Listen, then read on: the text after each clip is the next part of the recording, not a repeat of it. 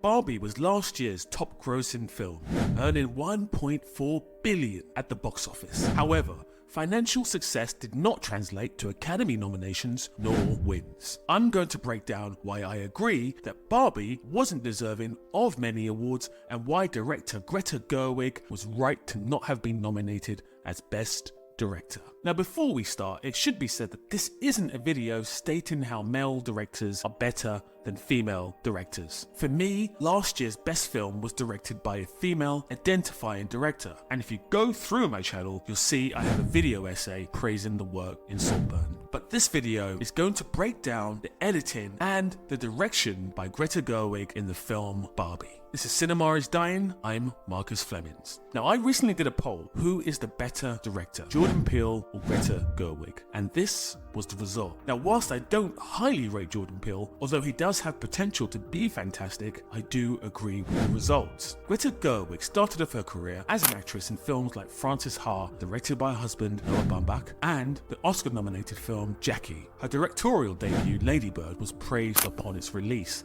and remains her best effort thus far. Her next feature, Little Woman, seemed like a strange choice of film, considering the book had been adapted many times before. Now, the film did okay, but it didn't shine as bright as Lady Bird. Barbie was her behemoth, and whilst it was shiny, pretty, and featured a monologue that felt like it was written as a companion piece for the film, rather than as part of the film, because you're supposed to be a part of the sisterhood, but always stand out and always be grateful. It did have some directorial issues, starting with the tone. Now, this is a scene from early in the film, a recreation of the famous Space Odyssey 2001 opening sequence. The scene looks good. Cinematographer Rodrigo Prieto also shot Martin Scorsese's Killers of the Flower Moon, so his pedigree is unquestionable. However, the scene comes across a bit like a Monty Python sketch. It moves from being satirical into parody, and to immediately parody one of the most famous and important scenes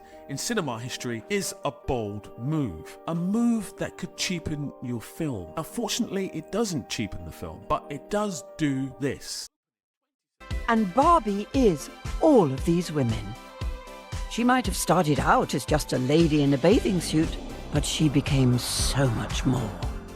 Now, in the opening 27 minutes of the film's 114 minutes runtime, you have satire, parody, commentary, comedic narration, and slapstick comedy, as well as action. A mishmash of tones, framed by the opening sequence, which delves into satire and parody, as well as social commentary. Confusing and not tightly woven. And amongst it, you have death. Do you guys ever think about dying? A subject not consistent with any of the tones established thus far. Now, since the conception of cinema, there have been many films that have wild narratives and jumpy tones, but have managed to weave them together expertly. This film, in the space of 30 minutes, jumps from left to right, up to down, and seems to throw things at the wall and hope it sticks. And some of them do, others don't. A film like Scott Pilgrim vs. the World, also starring Michael Cera, does this throughout its runtime, mixing different comedy styles and throwing jokes out to the audience at what seems like a minute or so at a time. Some don't land, most do. The difference here being that Scott Pilgrim doesn't mix in social commentary, nor themes as big as death. Now, it's a hugely bold move to put a theme such as death in a film like Barbie, but I do submit that it doesn't work.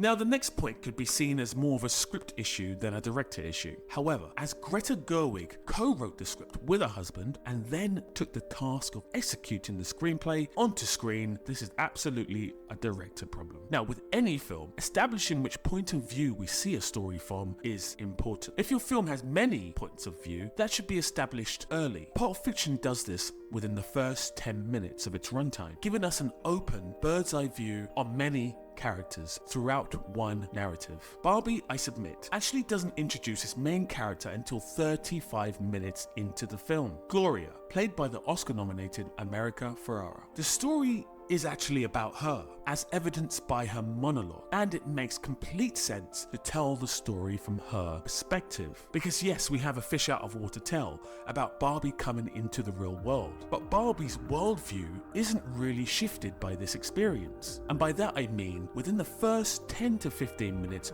we realize that her world has been changed already. So the fact that she comes into the real world and finds out that it's not quite what she thought it would be really doesn't change her mood or her attitude towards the story as an overall piece of work. Gloria is the character of which we as an audience relate to. We live in the real world, not Barbie land, and it's Gloria's emotions that drive the plot forward. In fact, so much so that they even control Barbie's emotions, and they move Barbie to take action. A film like the huge 90s flop The Last Action Hero gets one thing right. Now, it's the same story as Barbie, but told from the child's perspective. Another 90s film that does this well is The Hard Way, starring James Woods and Michael J. Fox. A film that keeps this bumbling Hollywood actor character in the supporting role, but making Barbie our central character, where we are asked to make mental leaps to believe we also live in the Barbie world and shift our emotions to believe that her problems are big enough for us to care about, is just a difficult sell. Because ultimately, she's just a toy. And whilst this fish out of water narrative that has Barbie entering the real world does provide a handful of laughs, it does so on the shoulders of its supporting character, Ken. In fact, our lead character Barbie has zero characteristics, meaning that she provides little laughs, little emotions, and little for us to emotively connect with. Now, a lot of directors get their fandom and recognition based on their own personal style when it comes to filmmaking. Scorsese has his whip pans, Lee has his double dollies, Tarantino has crash zooms, Edgar Wright has his amazing transitions. We're 3 films in with Gerwig, and I can't tell you what her style is. Most likely because she hasn't established one yet. Now, this could just be a modern filmmaker thing, because it's hard to establish the style of many current Hollywood directors. Most seem more intent on shaping this style through political messaging, but your political messaging is like the dough on a pizza, not the toppings nor the trimmings. It should be covered. My struggle with the direction here is that it seems to be point and shoot filmmaking. Not much thought for framing, use of close-ups nor wides, with performances ranging from zany to slapstick to dour. It's a real struggle to not submit that any other director for hire in Hollywood could have directed this film. It's doing nothing particularly special. Some might say that that is a good thing. Let the story play out and not infringe in the storytelling. Now, maybe, but let's take this scene from 1 hour into the film. Watch this. Now, as I said before, I did a video praising the editing and filmmaking in the film Saltburn, which is an infinitely better film than Barbie. But look how flat this scene is. Medium wide with a push in, medium wide with a push in, medium wide with a slight pan, reverse to over the shoulder, reverse over the shoulder, reverse again, medium wide to reverse. I could go on, but the scene basically repeats itself over and over. What is happening here is coverage. Coverage is when a director shoots all angles of a scene, typically starting with a wide shot to gather the blocking of a scene. Blocking refers to the movement of the actors on set. Once they've covered this, they will then get closer shots of each moment of the scene, from numerous setups, medium, close, over the shoulder, medium wide, and so forth. Then in the edit, the editor has more coverage of the scene to play with. And that's definitely what's happening here and throughout the film. Not much of it seems storyboarded. Now granted, there are a lot of characters in this film, and they all appear on screen together. And from my own personal experience of directing, shooting scenes like that can be a nightmare. Getting coverage to make sure you don't miss an actor's line, expression, and so forth is crucial, especially in the edit. But the film uses this technique far too frequently. It's play by numbers directed. A master of working with a lot of characters is director Bun Joon-ho, and he barely uses coverage, if at all. You can tell this from the complexities of his shots. What this means for an editor is that they have less to play with, but the film looks and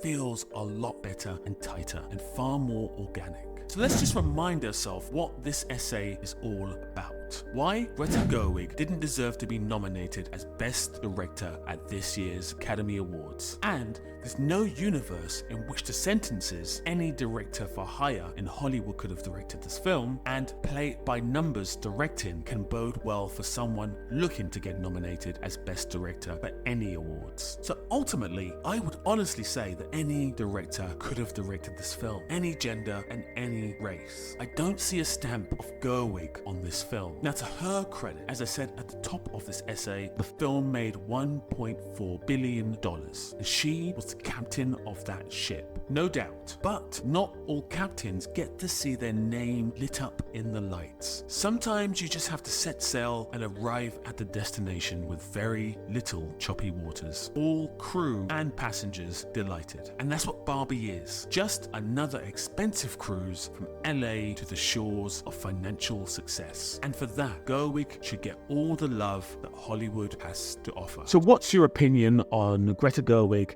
and the Oscars? Do you think she should have been nominated as Best Director? Maybe you think she should have won as Best Director. Let me know in the comments. And as always, if you haven't subscribed yet, if you haven't liked the video yet, and if you haven't shared the video, please do.